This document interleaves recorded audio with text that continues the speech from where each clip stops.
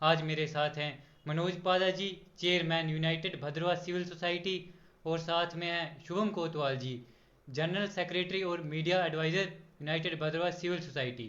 मनोज जी, स्वागत है आपका। धन्यवाद अमित जी आपका। धन्यवाद। सबसे पहले मैं आपसे ये पूछना चाहूँगा कि कुछ दिन पहले आपने एक मेमोरेंडम दिया था डीसी डोडा को, तो उस पर क्या रिस्पॉन्स आया उनका? देखिए, जो मेमोरेंडम हमारा था वो यूनाइटेड भद्रा सिविल सोसाइटी के जो जनरल सेक्रेटरी हैं उन्होंने डीसी डोडा साहब को दिया था। उस मेमोरेंडम में कुछ जेन्युइन इशू जो मेडिकल डिपार्टमेंट के थे, जो सब डिस्ट्रिक्ट हॉस्पिटल जो भद्रवा का है उसका था।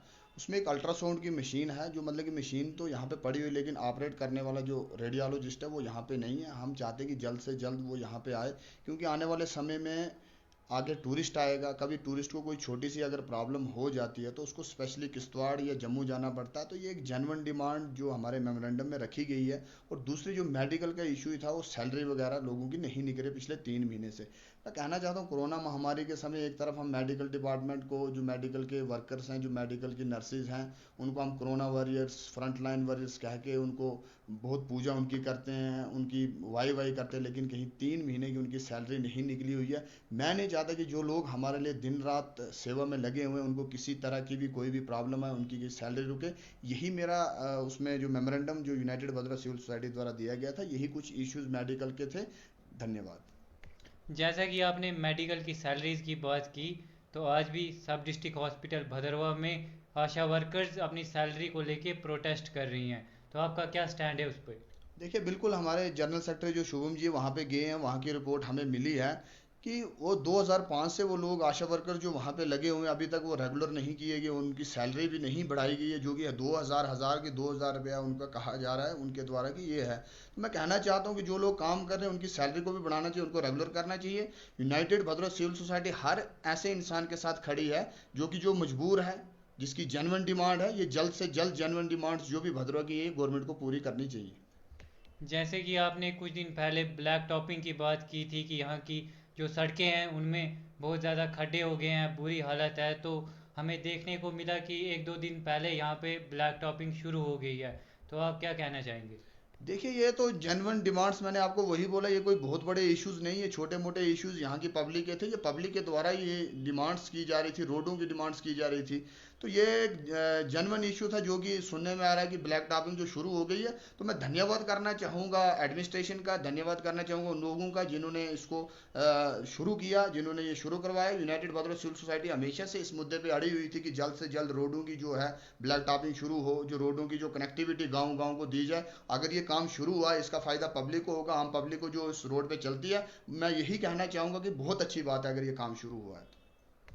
जी, एक और मुद्दा सदियों से है, वो डिस्ट्रिक्ट भदरवा, जो कि बहुत से लोग डिमांड कर रहे हैं। डिमांड क्या कर रहे हैं? डॉक्टर बलराजपुरी की एक कमेटी की रिपोर्ट आई थी जिसमें उन्होंने कहा था कि Bhadarwah is not confined to Bhadarwah, it is whole, मतलब किश्तवाड़ रीजन जितना भी रेस्टवाइल डोडा को मिला के वहाँ शुद्ध महादेव की साइड तक, ये बटोत तक, यहाँ तक पूरा भदरवा पड़ता है।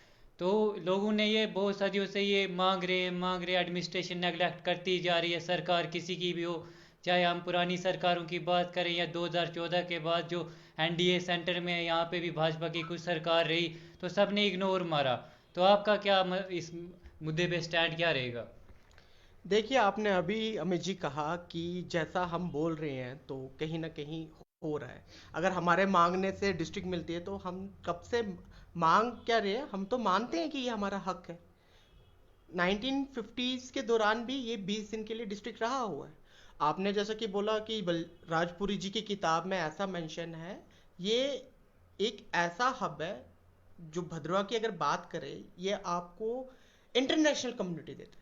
इंटरनेशनल कम्युनिटी किस हिसाब से, अगर पुराने टाइम की बात की जाए तो पुराने टाइम में भी यहाँ से 8 गोल्ड मेडलिस्ट थे जो लाहौर से पढ़ के आए थे। उसके बाद उनकी फैमिलीज अब्रॉड सेटल हो गई है, कुछ भी हो, लेकिन कहीं ना कहीं सबकी कशिश भद्रवा के लिए रहती रहती है। अब यहाँ पे क्या आती है, जब इनसे बोलो कि भद्रवा बनाने की बात करें तो ये बोलते हैं जी तालुक तहसील कम रहते हैं, ब्लॉक कम पड़ते हैं। तो अगर आप देखें, अतकार काफ़ी बड़ा ब्लॉक है, चिंता काफ़ी बड़ा ब्लॉक है।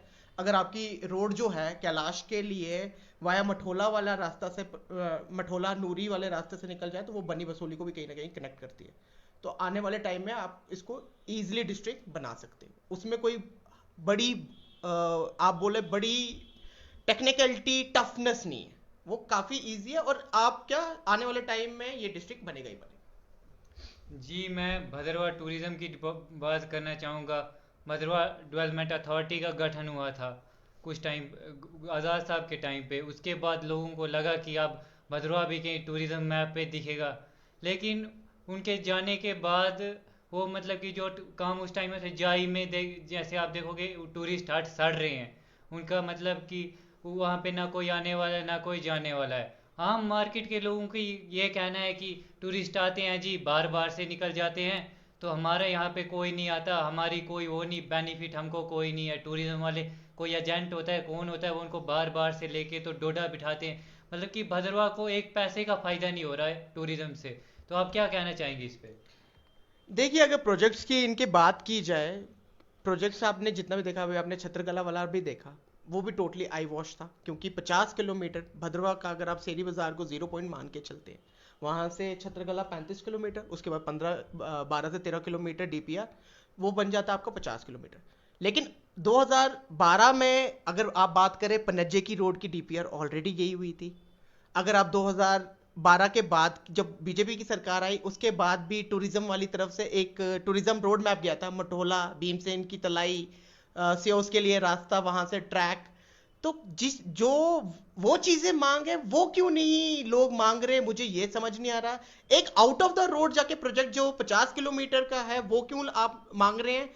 उस प्रोजेक्ट की रीअलाइनमेंट क्यों नहीं करते? अब एक आई वॉश यहां पे क्या चल रहा है कि बोरे जी वो जो United Bhaderwah civil society I है, वो इस प्रोजेक्ट के टोटली खिलाफ। हमने पहली मीटिंग से ही एक चीज बोली है कि जो छत्रकला का रास्ता वाया सेओस वाया कैलाश कुंड है, हम उसको बिल्कुल भी हम उसको किसी तरीके से सपोर्ट नहीं करते हैं। हमें अगर रास्ता चाहिए, वो आप मठोला से दें, आप पन्नेजा से लें, वो आपका डिसीजन। क्योंकि दो रास्ते आपके ऑलरेडी है, वो बने हुए। अगर आप देखें वहां पे कल को कुछ हर्ज मर्ज भी होता है तो बस्तियां हैं, अगर वहां के लिए रोड कनेक्शन भी जाती है, लोगों को कनेक्टिविटी भी है। जहां पे कोई वेजिटेशन ही नहीं है, जहां पे कोई पॉपुलेशन ही नहीं है, वहां पे रोड लेने का फंक्शन क्या है? ये हमें अपने जो एडमिनिस्ट्रेशन में बैठे लोग, जो लीडर्स आगे बैठे, इनसे पूछना चाहिए। ये कहीं ना कहीं अपना प्रेस्टीज इशू बना के रखे हुए हैं लोगों को आई वॉश करने के लिए। तो आपसे निवेदन है मेरा कि पब्लिक को आगे आना चाहिए, और यूनाइटेड भद्रवा सिविल सोसाइटी और जो भी ऐसे लोग हैं जो डिमांड कर रहे हैं कि ये रोड मठोला या पनेजा से होनी चाहिए, उनको सपोर्ट करना चाहिए। जैसे कि university Bhaderwah campus university of Jammu के साथ एफिलेटेड है, तो यहाँ पे भद्रवा कैंपस बना। अब लोगों को उम्मीद थी कि हम अब हमारे बच्चे यहीं रह के पढ़ेंगे, बाहर नहीं जाएंगे। लेकिन यहाँ पे कि अब लोगों को कहने कि यहाँ पे वो सब्जेक्ट नहीं है, एक दो तीन सब्जेक्ट हैं मास्टर डिग्री करने के, तो लोगों को फिर भी पढ़ने के लिए बाहर उत्तराखंड, दिल्ली, जम्मू कश्मीर से बाहर जाना पड़ रहा है। बड़ी बड़ी फीसें भरनी पड़ रही, उधर डोनेशनें दे के जाना पड़ रहा है। तो फ़ायदा क्या हुआ जब यहाँ पे अगर आपने भदरवा कैंपस बनाया है, तो यहाँ पे वो सब्जेक्ट भी लाओ ताकि यहाँ के लोग यहीं पे पढ़ सकें। यहाँ पे कुछ सीटें खाली भी रह जाती, हमको सुनने में बात ये भी आई है। तो वैसे सब्जेक्ट लानी चाहिए जिसमें लोग इंटरेस्टेड है पढ़ने में। आपका क्या स्टैंड है इस पे? अमित जी, सबसे बड़ी बात है, अगर आप जम्मू यूनिवर्सिटी की बात करें, वो इसलिए आगे बढ़ी क्योंकि वहां पे सेंट्रल लाइब्रेरी भी खुली। लाइब्रेरी ऐसे ही खुली जहां हर कॉलेज का बच्चा आके वहां पे पढ़ सकता है। सबसे बड़ी बात है बेसिक एमिनिटी कोई भी पढ़ने की, आपको क्या चाहिए।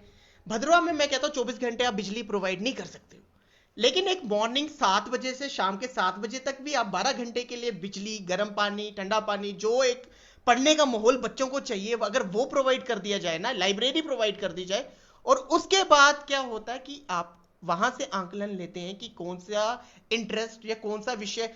आपने एक चीज देखी, टूरिज्म का विषय लाया गुलाम नबी आजाद साहब जी ने, एक टूरिज्म का विषय है, लेकिन उसके बाद अगर बात करें उसके ऊपर क्या काम हुआ यहाँ पे? कोई भी चीज आपने जैसे पहले बोला, कोई भी ब्लॉग के आते हैं, टूरिज्म आता है, वो बाहर बाहर से टूर बनाता है। यहाँ के लोगों के साथ क्यों नहीं होता? यहाँ क्यों नहीं मेमोरेंडम डिजाइन होते? यहाँ क्यों नहीं होटल्स की जो अवेलेबिलिटी है वो 24/7/12 मंथ्स होती? आपको वो चीज देखनी है जिससे आपको कनेक्शन मिले, वो चीज देखनी है जिससे आपको कनेक्टिविटी। एक यूनाइटेड भद्रवा सिविल सोसाइटी की एक डिमांड थी कि यहाँ पे लाइब्रेरी होनी चाहिए, और वो भी कहाँ? यूनिवर्सिटी में, क्योंकि यूनिवर्सिटी एक ऐसी जगह है जहां पे हर तबके का बच्चा जाके इजीली पढ़ सकता है। और वहां पे हम नहीं बोलते कि 24 घंटे आप क्या बोलते हैं, चीजें आप उनको मुहैया कराइए, सहूलियत दीजिए, लेकिन 12 घंटे के लिए तो आप दे सकते हैं। सुबह 7 बजे से शाम के 7 बजे तक बिजली, पानी और जो चीजें उनको चाहिए, और किताबें। और उसके बाद कोर्सेज खुद ब खुद इंट्रोड्यूस हो जाते हैं। जब आपने एक बार पढ़ाई का माहौल क्रिएट कर दिया, फिर उसके बाद आगे ही बढ़ना है, पीछे नहीं बढ़ना है। ये उस टाइम की बात है जब भद्रवा से आप खुद मानते हैं कि 90% बच्चे लिटरेसी रेट देते हैं। आप में जब भद्रवा की बात करते हैं, हमने ऑफिसर्स दिए हैं, हमने जस्टिस दिए हुए हैं, हमने बड़े बड़े एडवोकेट दिए हुए हैं। इसलिए मैं गुजारिश करता हूं उन लोगों से जो यहां से जा भी चुके हैं, वो भी ऐसी जो आपने जैसे ये चीजें बोली, इनका समर्थन करें। और वो समर्थन कैसे कर सकते हैं? यूनाइटेड भद्रवा सिविल सोसाइटी के साथ वो जुड़े, या उनको जो भी लगता है कि भद्रवा के हित की बात करता है, उनके साथ वो जुड़े। बस आपसे ही निवेदन। जी, जैसे कि पहले जम्मू कश्मीर में यूनियन टेरिटरी बनने से पहले पीएचई डिपार्टमेंट हुआ करता था एक, आज उसका नाम बदल के जल शक्ति डिपार्टमेंट कर दिया गया है। लेकिन लोगों को बहुत समस्या आ रही है पानी के रिलेटेड। कुछ ऐसे गांव है जिनमें 3-3 4-4 दिन पानी नहीं आता, और वही भद्रवा जैसी जगह पे जहाँ पे पानी की कोई उतनी कमी नहीं है। तो आप इस पे मतलब कि उनको फ़ोन करना, तो वो बोलते हैं जी जो उधर के डेली वेजर हैं हमको पे नहीं जी मिलती, हम क्यों आए, पानी क्यों लगाएं। बड़े कोई उधर जेई वगैरह कोई वो मौके पे आने को तैयार नहीं है। तो आपने इस पे कोई लिया है कोई स्टैंड, कोई मेमोरेंडम? देखिए, सबसे पहले हमारे प्रेसिडेंट साहब ने ही यही आवाज़ उठाई थी, जो अभिमन्यु कोतवाल जी, स्प्रिंग वाटर की। अगर चश्मे ठीक होते ना, आज लोगों को दर बदर नहीं भटकना पड़ता है। इन्होंने बिल्कुल ये जो सिस्टम, यहाँ का कल्चर जो था, बिल्कुल ख़त्म कर दिया इन लोगों। किसने किया? मैं किसी पॉलिटिकल पार्टी को नहीं कहूँगा, कहना ठीक भी नहीं रहेगा मेरा, लेकिन हमने इस बारे में भी बात की है। अभिमन्यु जी ने भी इसमें जो बात, टेलीफोनिक बात, उनकी पीएचई डिपार्टमेंट के जो जेई हैं, जो भी यहाँ पे मुलाजिम लगे, उनसे बात हुई है। लेकिन आप जम्मू में भी हालत देखिए, जम्मू में भी लाइट नहीं है। अब चलो भद्रा को तो आप रखते कि हिली एरिया, एक टूरिस्ट स्पॉट है, मानते हिली एरिया में थोड़ी प्रॉब्लम बर्फ़ के होने से या बारिश के होने से आ सकती है।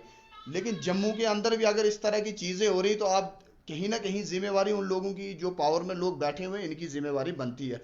जम्मू में भी लोग, अभी गर्मी का जो स्तर है वो दिन ब दिन बढ़ रहा है, लेकिन वहाँ भी लोग बिजली के लिए और पानी के लिए तरस रहे हैं। तो इसको थोड़ा हम मानते हैं कि चलो बर्फ़ पड़ गई, बारिश पड़ गई, तूफान आ गया, उस वजह से लाइट कट हो गई या कोई प्रॉब्लम पानी में आ गई, लेकिन ये सब चीज़ें जम्मू में भी हो रही। कहीं ना कहीं जो पावर में बैठे हुए लोग हैं, इनकी जिम्मेवारी बनती है। पब्लिक आपसे डिमांड कर सकती, करना आपका काम है। इनको ये चीज़ें करनी चाहिए। मंत्रालय बदलने से ये मतलब नहीं कि आप पानी काट दोगे। अब पीएचई से जल शक्ति में आ गए, इसका क्या मतलब? पानी मिलेगा नहीं लोगों को। अब जल शक्ति से कल दूसरा कुछ आप नाम रख देंगे पानी का, तो उससे लोगों को पानी बंद हो जाना चाहिए। तो ये चीज़ें नहीं, स्प्रिंग वाटर को भी शुरू करना है, और पानी की भी जो डिमांड्स लोगों की, उसको जल्द से जल्द पूरा। डेली वेजर्स की अगर कोई प्रॉब्लम है, वो भी मीडिया के लोगों का हक बनता है, जाके आप उन लोगों से मिलिए कि आपकी क्या प्रॉब्लम है। अगर उनकी कोई प्रॉब्लम, यूनाइटेड भद्रा सिविल सोसाइटी को प्रॉब्लम भी उठा के एडमिनिस्ट्रेशन के पास जाएंगे हम, ऐसी कोई दिक्कत वाली बात नहीं। आप एक केस ऐसा कोई किसी गांव से उठा के हमारे सामने मीडिया के लोग ला दें कि यहाँ पे इस गांव में ये प्रॉब्लम है, ये प्रॉब्लम मैं मान रहा हूँ ये आ रही है, लेकिन कोई हमारे पास आके इस चीज़ की कोई डिमांड करता है कि इस तरह की प्रॉब्लम हमारे गांव के अंदर, हमारे किसी भी गांव के अंदर, तहसील के भद्रवा के किसी भी गांव के अंदर, हम बिल्कुल उनके साथ शाना बिशाना खड़े रहेंगे। हम उनको लेके एडमिनिस्ट्रेशन के पास चलेंगे कि आपने अगर पीएचई डिपार्टमेंट का नाम चेंज करके जल शक्ति कर दिया, तो इसका क्या मतलब है कि पानी बंद कर दोगे आप लोगों का? या डेली वेजर्स को कोई प्रॉब्लम, उनकी सैलरी की कोई प्रॉब्लम, हम उसके लिए भी उनके साथ शाना बिशाना खड़े रहेंगे। जी, जैसे कि आपने बताया कि पीएचई का नाम बदल के अगर जल शक्ति कर दिया जाएगा तो पानी नहीं आएगा। तो मतलब कि ये भद्रवाह में ऐसा क्या है कि भद्रवाह को हमेशा इग्नोर किया जा रहा है हर एक मसले में। मतलब कि लाइट, जैसे कि अब गर्मियाँ आई तो पानी नहीं मिलेगा, सर्दियाँ आई तो लाइट नहीं मिलेगी। ये 33 केवी हम बचपन से सुनते आ रहे हैं, 33 केवी। ये 132 केवी में अब अपग्रेड क्यों नहीं हुई? भद्रवाह में टावर लाइन क्यों नहीं बनी? अब फिर से सर्दी आएंगी, फिर से 15-15 दिन लाइट नहीं होगी, फिर से लोग चिल्लाएंगे, फिर से ये इग्नोर मारेंगे, थोड़ा टाइम काटेंगे, फिर से गर्मी आएंगी। फिर ये ऐसा सिलसिला कब तक चलता रहेगा? देखिए, सबसे पहले तो मैं मानता हूँ आप भद्रवा के बाशिंदे हैं।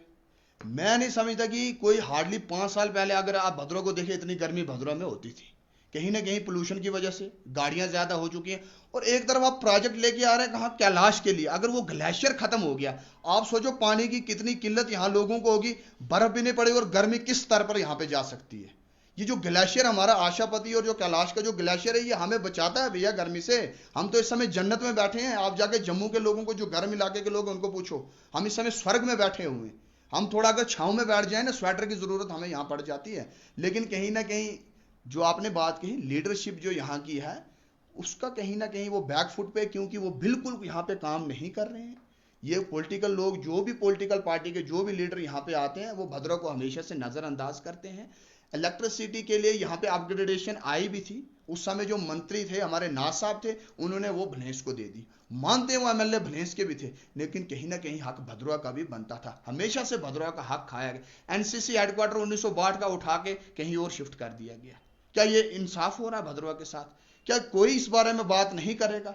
मुझे ये समझ नहीं आती, ये लोग करना क्या चाहते हैं भद्रवा के साथ। आप टूरिस्ट की बात करें, अगर टूरिस्ट को कल को किडनी में दर्द हो जाती है, अल्ट्रासाउंड आप नहीं कर सकते हो, आप बोले टूरिस्ट आना चाहिए। टूरिस्ट क्या आएगा? उसको उस तरह की मेडिकल फैसिलिटीज तो उसको देनी चाहिए ना। अगर टूरिस्ट आ रहा तो उसको मेडिकल फैसिलिटीज, यहाँ पे खाने की फैसिलिटीज, यहाँ पे रहने की फैसिलिटीज, यहाँ पे उस तरह की रोड्स यहाँ पे होनी चाहिए। ये मेन रोड आपका जो जहाँ से टूरिस्ट आएगा, जो मेन रोड है डोडा वाला, उसकी आप हालत देखिए। लेकिन अब शुरू ब्लैक टॉपिंग का जो काम शुरू हो गया, मैं धन्यवाद कर, किसी ने भी करवाया, किसी भी पॉलिटिकल पार्टी ने, डीडीसी चेयरमैन ने करवाया, डीसी एडमिनिस्ट्रेशन ने कराया, जिसने भी कराया, मैं धन्यवाद करना चाहता हूं कि पब्लिक की डिमांड्स को आप देख रहे हैं। लेकिन यूनाइटेड भद्रा सिविल सोसाइटी हमेशा से पब्लिक की जेन्युइन डिमांड्स को उठाता है और उठाता रहेगा।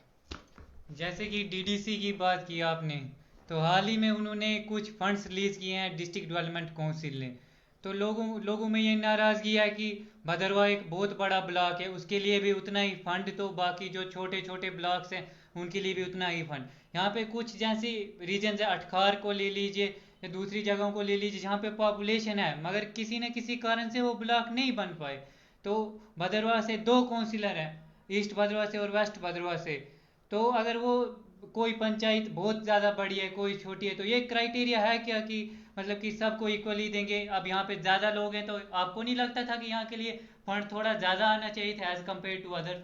नहीं, मैं नहीं कहता ज्यादा आना चाहिए था। जहां का ब्लॉक बड़ा है तो उसको थोड़ा उस हिसाब से क्राइटेरिया बना के उस हिसाब से फंड्स आने चाहिए थे। अब आप कहोगे कि भद्रा को ज्यादा है, चिंता को कम जाए, अटकार को कम जाए, या किसी और दूसरे ब्लॉक को कम जाए, कम किसी को नहीं जाना चाहिए। एक पॉपुलेशन का क्राइटेरिया बना के जो ब्लॉक बड़ा है उसको उस हिसाब से आना चाहिए, उस हिसाब से उसकी फंडिंग के जो क्राइटेरिया वो बना के, जो ब्लॉक बड़ा है उसको फंडिंग ज्यादा होनी चाहिए। ये हम भी मानते हैं। अगर ये पब्लिक की डिमांड हो, बिल्कुल सही, पब्लिक सही बोल रही है ना। अगर उनका ब्लॉक बड़ा है, छोटे ब्लॉक को अगर मान लो 10 लाख रुपया मिल रहा है, एक एग्जांपल आपको दे रहा हूं, बड़े ब्लॉक को भी 10 दोगे, क्या उस बड़े ब्लॉक का काम 10 में हो जाएगा?